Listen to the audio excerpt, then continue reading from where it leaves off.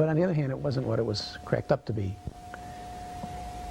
If we were to take a walk in 1910 down Hastings Street, I think the most dominant or initial impression that one would have might be one of some squalor. Hastings Street was not the Lower East Side of New York. It was not the same. There were no tenements, for example, where people were leaning out of windows, pulling in their wash and screaming back and forth in Yiddish to each other. On the other hand, the streets were very similar to the streets of the Lower East Side. You would have bagel stores, fish stores, kosher meat markets. There would be people of all sorts, ranging from very Orthodox Jews who would be walking around with black coats and long beards, to very secular Jews who would probably want to kill the Orthodox Jews walking with their long beards and black coats because they were anti-religion in general, but nevertheless would speak Yiddish and had this kind of Jewish culture to them. The streets were teeming.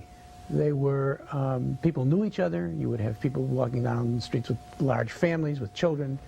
Even in the 1930s, when the majority of Jews no longer lived in the Hastings Street area, you would find that if they really wanted to get true bagels and true lox, they would still go back to Hastings Street, where there were still some Jewish stores, and buy fresh bagels and lox and pickled herring and salmon and fresh fish and kosher. There were great hopes on the parts of both groups for the next generation.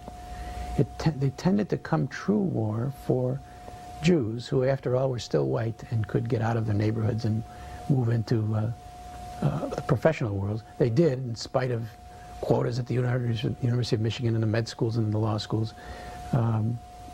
They did do that. They managed to do that. By 1930s, we're talking about the kind of economic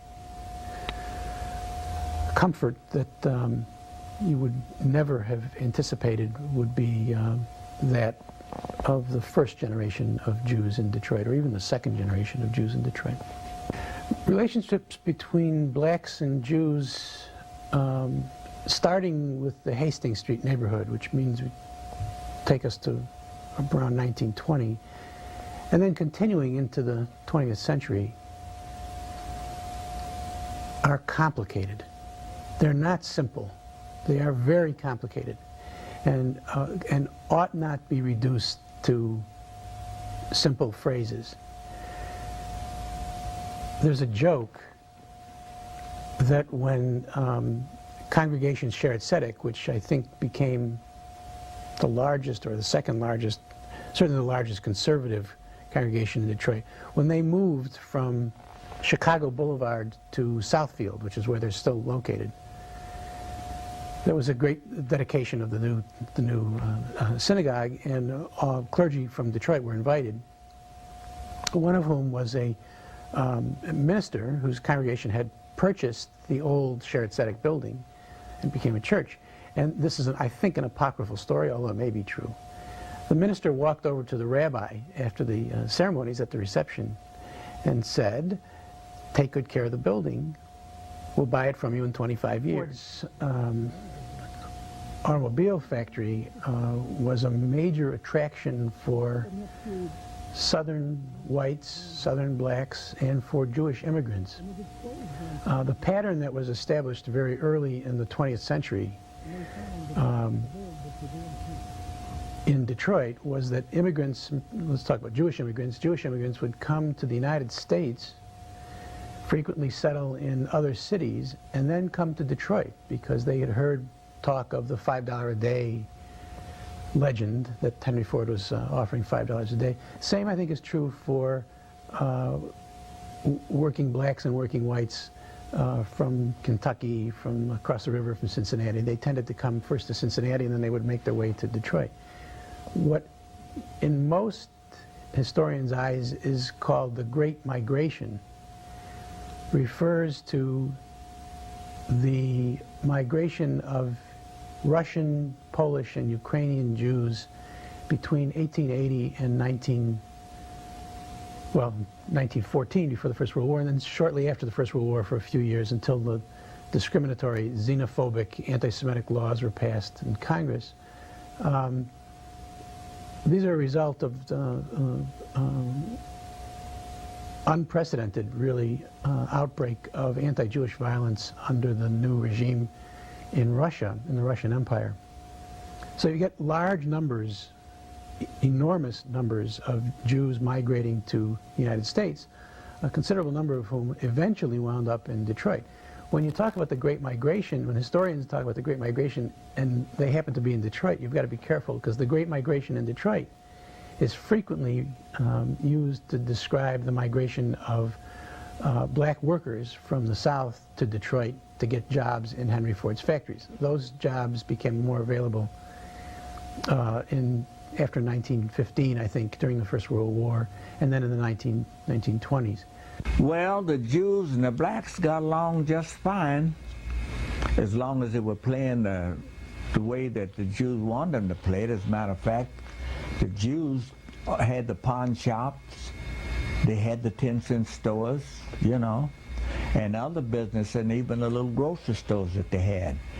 And they got along all right with the blacks. But one thing that the black, I think one depended a lot on the other one. You know what I'm talking about? A lot of the blacks had, they would get uptight for a little money. And where would they go? To go to Eli's uncle, Joe's pawn shop or whoever, and pawn something. So that kept the Jews' business prospering, and also kept the blacks with a little pocket money, especially the hustlers and pimps and so forth and so on. So they got along just fine. I never heard of any clashes, anything between the Jews and the blacks at all. I think a lot of the money did come from the Jews that helped supported the black people. And I don't know, we got along fine. We were around the ethnic groups. There were Romanians, Yugoslavians, Italians, Czechoslovakians. It was all ethnic groups around there, and we had no problems getting along at all. I think Detroit became one of the most ethnically divided cities in the United States, in part because it attracted people from other cities to the automobile industry. So you had very large Polish enclaves, very large Hungarian enclaves, Romanian enclaves, Jewish enclaves, and they brought with them the prejudices that had been so deeply ingrained for hundreds of years in Europe to Detroit. And even to the point of having sometimes street violence erupt. There's one incident in the 1920s when Jews, young Jewish males marched down the street, in fact it was Hastings Street, I believe, as young Polish males marched in the other direction with clubs and baseball bats, and there was a riot, there was a street fight. They tended to avoid each other. They tended to be very much autonomous groups. Jews dealt primarily with Jews, Poles dealt primarily with Poles, Romanians dealt primarily with Romanians. And the same is true, I think, for racial groups. Blacks tended to stay in black neighborhoods and dealt with blacks. A very complicated question, because Jews and blacks shared that they were kept separated, isolated in a sense, by the dominant white Anglo-Saxon Protestant majority. They also, I think, shared a sense that this was almost voluntary. Jews tended to stay together in part because they were discriminated against, but also because they felt more comfortable with other Jews, or at least Eastern European Jews, with other Eastern European Jews. And I think there was that sense among blacks as well, that they knew they were isolated, alienated from the mainstream of white American society, but there was something comfortable about staying in their own neighborhoods as well. It's not to say it was pleasant all the time. It's not to say that it was there was any choice even. But there was this sense of at least you could be yourself with your own group. I think Jews and blacks shared that, and I think to a large extent in the 1920s and 30s there was a dialogue between blacks and Jews in which they discussed issues like that.